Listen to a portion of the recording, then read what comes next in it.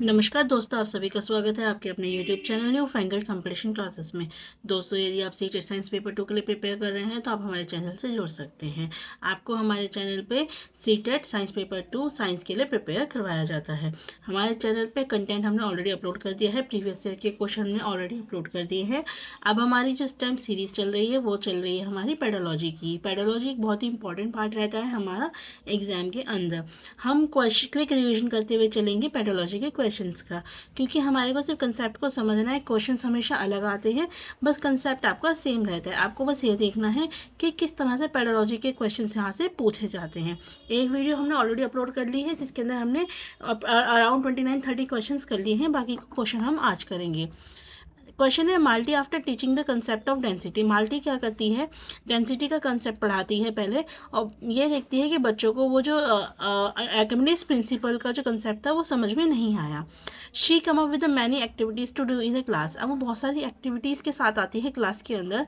तो ये पूछते हैं कि जो बच्चों को ये समझ में नहीं आया आर्किमिडीज प्रिंसिपल, इस चीज़ को समझाने के लिए वो किन एक्टिविटीज़ का यूज़ कर सकती है। Take a ball and put it in fresh water, add salt and see the difference. Take the empty, आप वो क्या करेगी, एक बॉल लेगी, उसे फ्रेश वाटर में डालेगी, फिर उसके अंदर सॉल्ट डालेगी और दोनों में डिफरेंस देखेगी। या फिर एक एम्पटी ग्लास मग लेगी, उसको पानी के अंदर डुबो देगी और चिल्ड्रन से ऑब्जर्व करने को बोलेगी बबल्स। या फिर क्या कर सकती है, स्टूडेंट को डिटरमाइन के मेक स्टूडेंट देमसेल्फ डिटरमाइन, ये बच्चों से कहेगी कि आप खुद से डिटरमाइन कीजिए कि कौन सा ऑब्जेक्ट जो है कोई फ्लोट करता है या सिंक डूबता है या तैरता है। Ask students to design a toy submarine, toy submarine design करने के लिए बोलेगी।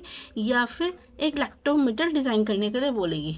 तो बेटा वो सिर्फ एक काम करेगी, वो देखेगी कि कहेगी स्टूडेंट से कि बच्चों आपको क्या करना है, जितना भी कोई भी ऑब्जेक्ट है आप उसे खुद से डिटरमाइन कीजिए कि वो सिंक करता है या फिर फ्लोट करता है। क्योंकि डेंसिटी का जो कंसेप्ट होता है वो हमें क्या बताता है, यही बताता है कि कौन सा ऑब्जेक्ट हमारा सिंक करता है और कौन सा ऑब्जेक्ट हमारा फ्लोट करता है।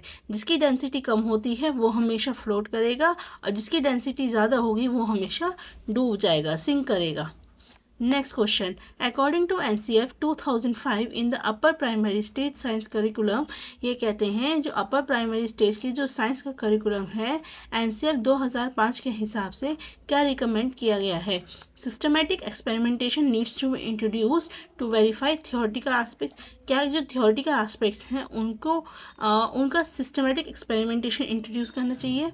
Most concepts should be arrived by inductive approach, inductive approach से आने चाहिए। Vocational education needs to be integrated with science, science के साथ ही जो हमारी वोकेशनल एजुकेशन है उसे इंटीग्रेट कर देना चाहिए। Activities and experiment suggested are inexpensive and use readily available material. या फिर जो हमारी एक्टिविटीज़ और एक्सपेरिमेंट होते हैं वो क्या है, आपके एक्सपेंसिव हो सकते हैं। तो हमें क्या करना है कि हमारे पास जो ऑलरेडी अवेलेबल मटेरियल है उसका यूज़ करना है। तो बेटा इसका आंसर हमेशा याद रखिएगा कि हमारा एनसीएफ 2005 कहता है कि हमारे पास जो रेडी अवेलेबल है आपके पास वे मटेरियल, हमें उसका यूज़ करते हुए एक्टिविटीज़ और एक्सपेरिमेंट्स को करना चाहिए। नेक्स्ट है, select the view or views that are aligned with the spirit of open book questions. Open book questions को ध्यान में रखते हुए इनमें से कौन सी बात सही है। It reduce fear of assessment in students, as students it gives full opportunity to explore the book. बेटा ये बात बिल्कुल सही है। देखिए ओपन बुक एग्जामिनेशन का प्रोसीजर क्या होता है, ओपन बुक एग्जामिनेशन के प्रोसीजर में क्या होता है, स्टूडेंट्स को बुक्स दे दी जाती हैं, बता दी जाती हैं आपको क्या करना है, इन बुक्स को पढ़ना है, फुल स्टडी करनी है, थोरोली स्टडी करनी है। फिर आपके जो पेपर होता है उसके अंदर एग्जाम्स में आपके जो क्वेश्चंस आते हैं वो कंसेप्चुअल आते हैं। ठीक है, तो यदि आपने उस बुक को पूरा पढ़ा होगा तो आप उस बुक में से देख के बता सकते हैं इसका आंसर क्या होगा। ठीक है, देखिए मेमोराइज हमेशा नेगेटिव वर्ड है तो मेमोराइज वाला कभी ऑप्शन हो ही नहीं सकता। ठीक है, it does not have to gauge, नहीं बेटा कंसेप्चुअल अंडरस्टैंडिंग गॉज करने में ही हेल्प करता है। डज नॉट आ गया तो ये भी नहीं है, तो इसका बेटा ऑप्शन क्या होगा, option number A and B. Next है research suggest that children are frequently unaware of the location of some of the internal parts of the body. Research कहता है कि जो चिल्ड्रंस होते हैं उनको हमारे जो इंटरनल पार्ट्स होते हैं बॉडी की उनकी लोकेशन के बारे में नहीं पता होता। Despite being able to name the part, वो नाम तो बता देते हैं पार्ट्स का लेकिन वो पार्ट्स हमारे कहाँ पर है वो नहीं पता होता। व्हाट स्ट्रेटेजी बेस्ट सूटेड, ये जो अब जो ऊपर गैप है बच्चों की समझ के अंदर, उसके लिए आपके लिए बेस्ट स्ट्रेटेजी कौन सी होगी। तो बेटा इसके लिए हम क्या करेंगे, हम फ्लैश कार्ड लाएंगे हमारे जितने भी इंटरनल पार्ट्स हैं बॉडी के और बच्चों को हेल्प करेंगे ऑब्जर्व करने में, राइट। चलिए अब हम चलेंगे नेक्स्ट क्वेश्चन की तरफ। नेक्स्ट क्वेश्चन में देखते हैं क्या कहा गया है। In an inquiry centre classroom, inquiry centre classroom में अ टीचर वुड, टीचर क्या करता है, assess the prior knowledge and using it as a basis for introducing new concept. Teacher क्या करता है, जो बच्चों की पहले की नॉलेज है उसे एसेस करता है और उसे अपना बेस बनाता है बच्चों को नए कंसेप्ट सिखाने के लिए। ये बात तो बिल्कुल सही है। Ask students that require critical thinking skills, ऐसे क्वेश्चन पूछता है बच्चों से जिससे कि उनकी जो सोचने की क्षमता है, क्वेश्चन करने की क्षमता है, समझने की क्षमता है, उसको बढ़ावा मिलता है। Give minimum wait time when questions come up, कम समय देता है जब भी क्वेश्चन आए। Listening and becoming aware of students misconception, और जो बच्चों ने गलत धारणाएं बना रही हैं उनको सुनता है और उनके बारे में जानकारी प्राप्त करता है। तो बेटा इसका आंसर होगा ABD। मिनिमम टाइम नहीं देता बल्कि बच्चों को अप्रोप्रिएट टाइम देता है जिससे कि बच्चे उस कंसेप्ट के बारे में क्या कर सके, सोच सके, उसके बारे में क्वेश्चन कर सके। नेक्स्ट है which of the following are not the recommendation according to NCF 2005। According NCF 2005 के according upper primary stage curriculum के लिए इनमें से कौन सा आपका रिकमेंडेशन नहीं है। Relating science concept to the realize situation, हमेशा याद रखिए बेटा, हमें जब कभी भी कोई भी कंसेप्ट पढ़ाना है तो वो हमारे को रियल लाइफ से जोड़कर पढ़ाना है। Giving direct information, definition, description, हमेशा याद रखिएगा कोई भी सब्जेक्ट है हमें उसके अंदर कोई डायरेक्ट डेफिनेशन या फिर डिस्क्रिप्शन नहीं देना है, ठीक है। Creating situation for student to construct और देयर ओन नॉलेज, हमें एक ऐसा एनवायरनमेंट देना होगा बच्चों को जिससे कि बच्चे क्या कर सके, अपनी नॉलेज का खुद निर्माण कर सके।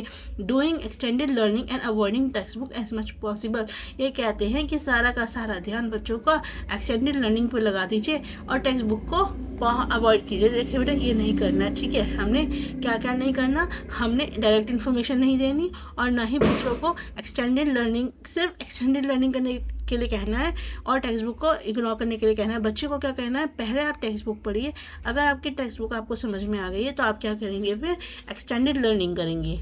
मतलब कि एक्सटेंडेड लर्निंग का मतलब क्या होता है, एक ऐसी लर्निंग जहाँ पे हम किसी एक टॉपिक के बारे में और ज़्यादा जानकारी बढ़ाना चाहते हैं, हम और उसके बारे में नॉलेज प्राप्त करना चाहते हैं।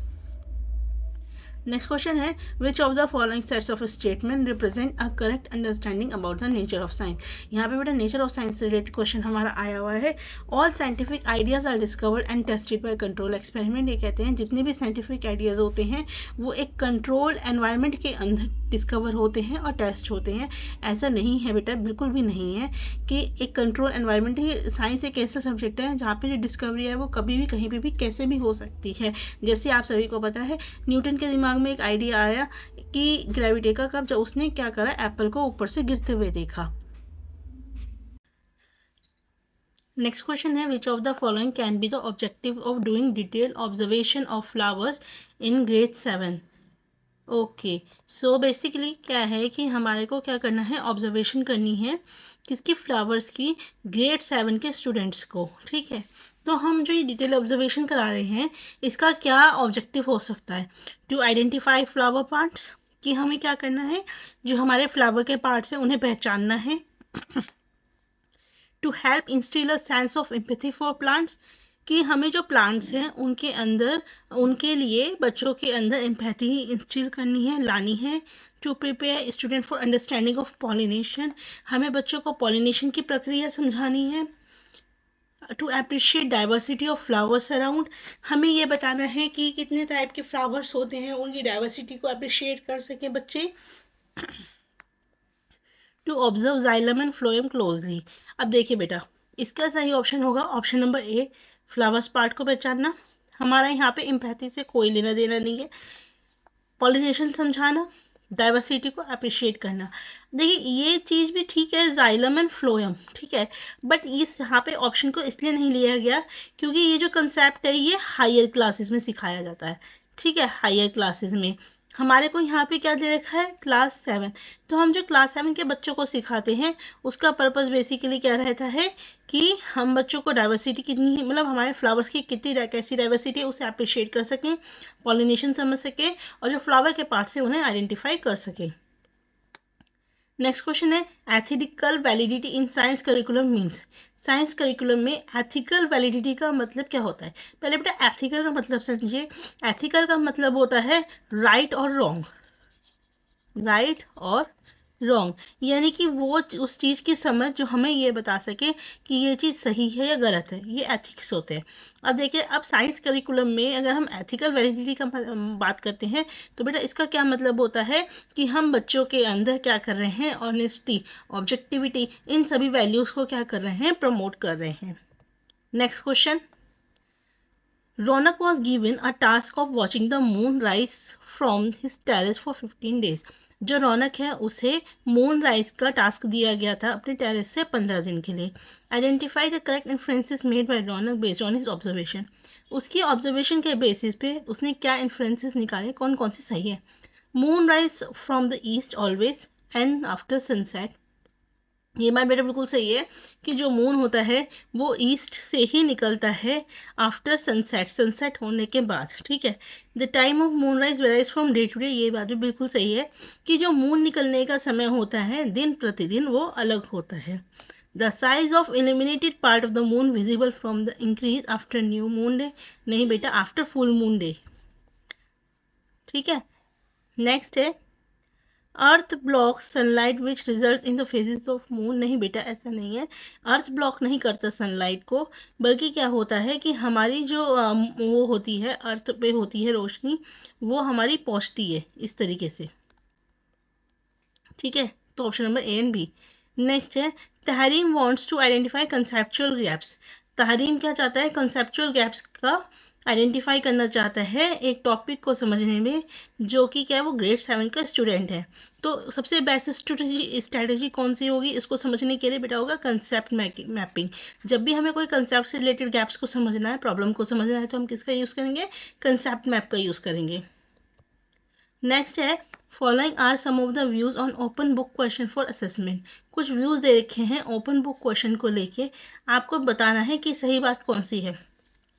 इसमें लिखा है कि ये स्टूडेंट्स को एनकरेज करता है कि ये सारी बुक्स को थॉरोली पढ़े, ये फियर ऑफ असेसमेंट लाता है, बेटा फियर को रिड्यूस करता है, बिल्कुल सही है।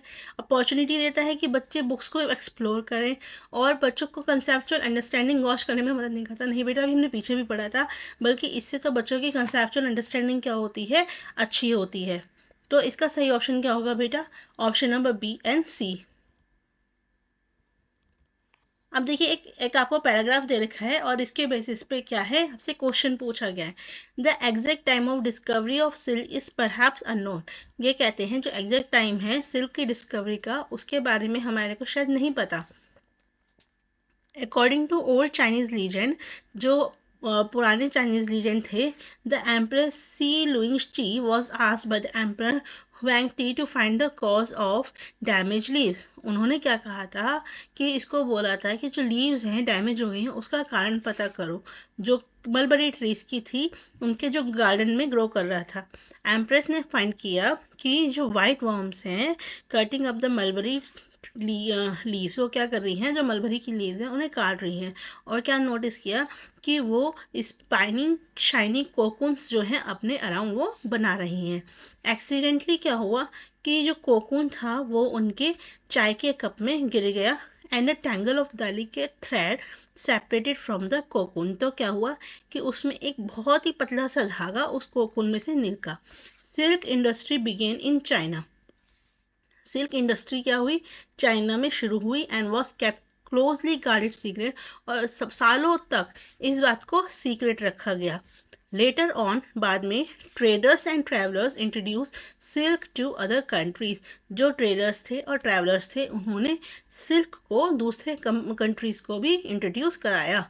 जो रूट उन्होंने ट्रैवल किया उसको आज भी सिल्क रूट के नाम से जाना जाता है। अब इस पूरे पैराग्राफ को पढ़ने के बाद आपको क्या समझ में आ रहा है कि ये हम इस पैराग्राफ को क्यों पढ़ा रहे हैं बच्चों को? To develop a historical perspective, to develop an appreciation how incident ideas give rise to discovery of new things, to develop a holistic understanding of science, to include fun element। देखिए fun element तो है ही नहीं, आपको fun कोई ना करना है, आप कोई भी काम फन के लिए नहीं करते, तो ऑप्शन नंबर डी जहाँ भी है उसे तो काट दीजिए, ठीक है। बाकी के बेटा तीनों ऑप्शन बिल्कुल सही है। नेक्स्ट है A grade 7 teacher organizes a debate on the topic destruction of animals habitat due to encroachment in her classroom।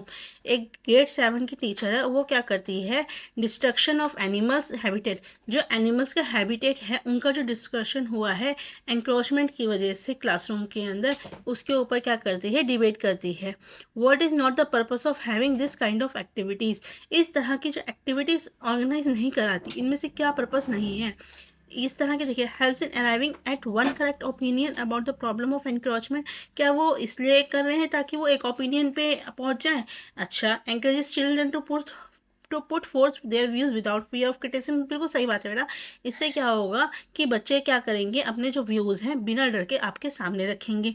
Helps in developing multiple perspective in children on encroachment, जब बेटा हम डिबेट करेंगे तो क्या होगा, बच्चों के अलग अलग पर्सपेक्टिव के बारे में भी पता चलेगा। Can be use in assessment of children, तो बेटा इसका ऑप्शन होगा कि हम ये जो डिबेट करवाते हैं वो इसलिए नहीं कराते कि हम एक करेक्ट ओपिनियन पे पहुंचे, बल्कि किस लिए कराते हैं, ताकि हमें बच्चों के व्यूज़ के बारे में पता चले, उनके मल्टीपल पर्सपेक्टिव के बारे में पता चले, ठीक है। नेक्स्ट क्वेश्चन है which of the following are the recommendation according to NCF 2005 for the upper primary state science curriculum. ये है बेटा अभी हमने क्वेश्चन किया था, दोबारा से वही क्वेश्चन रिपीट होके आ रहा है, ठीक है। नेक्स्ट क्वेश्चन है, आपको असर्शन रीजन का क्वेश्चन दिया गया है, हमें बताना है क्या सही है।